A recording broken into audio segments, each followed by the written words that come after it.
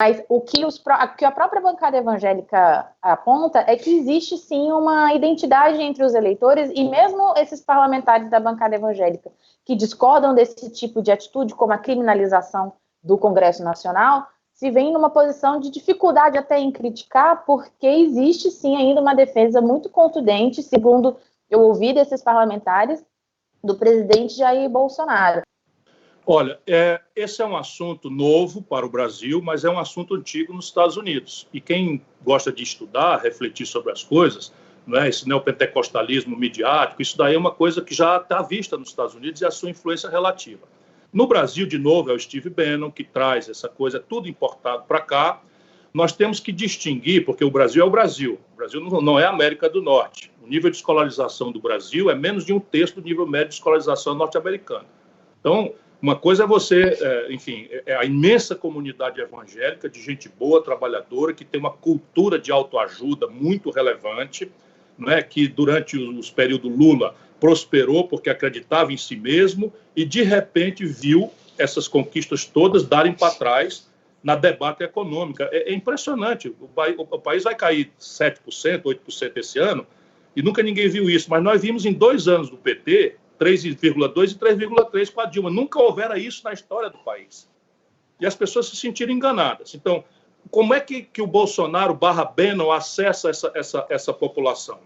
2 formas. Uma, o tema identitário, e nisso ele se escora nessa esquerda pouco lida, ou não é na esquerda, isso é liberalismo tosco, é uma fragmentação da sociedade, porque a esquerda tem uma compreensão universal de superação da miséria, da desigualdade, e na medida em que uma parte dela perdeu a compreensão pelo debate do marxismo-leninismo, e ela tem uma generosidade, uma alteridade, uma solidariedade natural com as pessoas, ela vai para esses temas, porque, de fato, a mulher é discriminada, o negro é discriminado, a população GLBTQI é discriminada. Isso tudo sendo verdade, você acaba se refugiando nesse fragmento, como se a soma dos interesses identitários fosse o interesse nacional, e não é. Isso é por aí que ele aborda a população, uma madeira de piroca. Então, o cara vai ter a coragem, e a nossa grande mídia presta um desserviço, porque, com medo de uma esquerda à economia, vai lá e não desmoraliza isso. Né? Então, vai lá o Bolsonaro na mesa do Jornal Nacional e entrega para o Bono o kit gay que teria sido distribuído nas escolas. Uma grosseira mentira, que não foi desmoralizada. Até, olha, nós examinamos e não é verdade. Mas a gente sabe que o que chega no povo é aquilo que é repetido em horário nobre, é novelizado em horário nobre. Todo mundo sabe disso. Pois bem, nós temos essa culpa para dar. O outro lado, infelizmente, e aí não é evangélico, é católico, é budista, seja o que diabo for, é que tem picareta explorando a fé do povo. Esse Marco Feliciano gastou R$157 mil de dinheiro público para botar uma dentadura bonita. Isso vai na contramão de qualquer testemunho cristão. Sabe, o cristão não faz isso. Esse ódio, essa coisa de ficar insultando enfermeira, isso atenta contra o testemunho de Jesus. Essa coisa de explorar a população numa hora difícil como essa, claro que isso é uma minoria pequena, mas isso existe. Né? Então, você não pode tomar parte pelo todo. E como os políticos temos muito medo, né, dessa manipulação de sentimento religioso para se meter em política, você acaba fazendo uma omissão. Outro dia, inacreditavelmente, o Lula propõe ao PT criar o movimento evangélico do PT. A questão não é essa. A questão é devolver ao povo a convicção de que o Estado tem que ser laico para quê? Para defender a pluralidade da fé, para defender o direito de cada um ter de adorar a Deus ou não conseguir adorar a Deus da forma como lhe for conveniente e oportuna. Isso é o que nós temos que fazer pedagogicamente. Meu irmão, adora a Deus, mas não deixe que a adoração a Deus seja manipulada por um espertalhão que vai vender até seu voto para interesses do subalterno como esse de pagar uma dentadura, né, de R$174 mil com dinheiro público que não tem hoje para comprar respirador. E nesse momento, essa pandemia poderia até, apesar da pandemia ser esse caos, disso tudo de ruim que a gente sabe, ela poderia, nesse aspecto, pelo menos, ser pedagógica, né? Porque aqui no Brasil eu costumo dizer que política é futebol, futebol é religião e religião é política aqui. E o que teve de pastor aí que estava anunciando a cura para a pandemia e teve que fechar o culto porque não conseguiu arrumar a cura.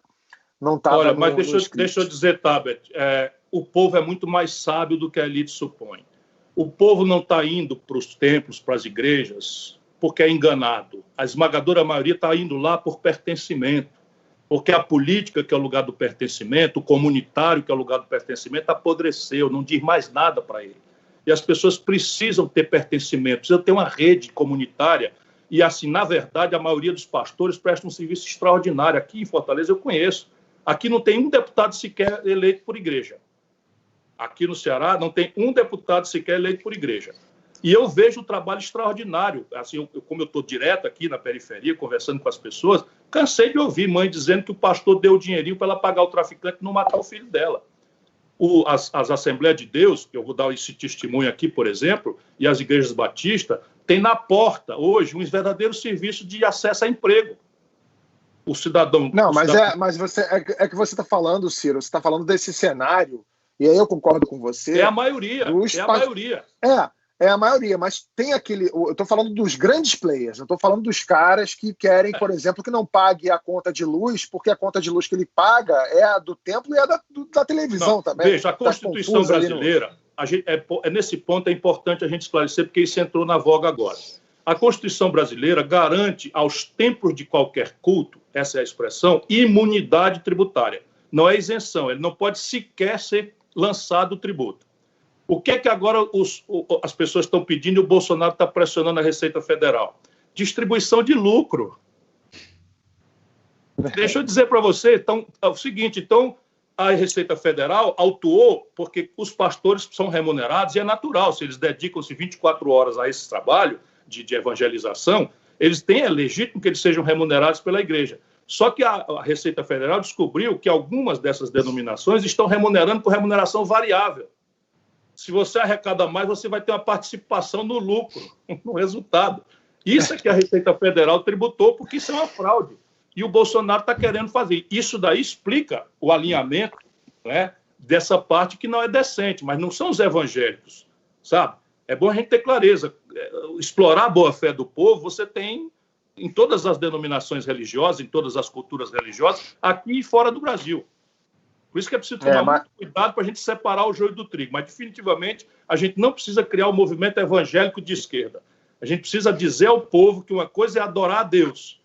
Da forma exatamente, mas eu concordo com você. Outra coisa é a política.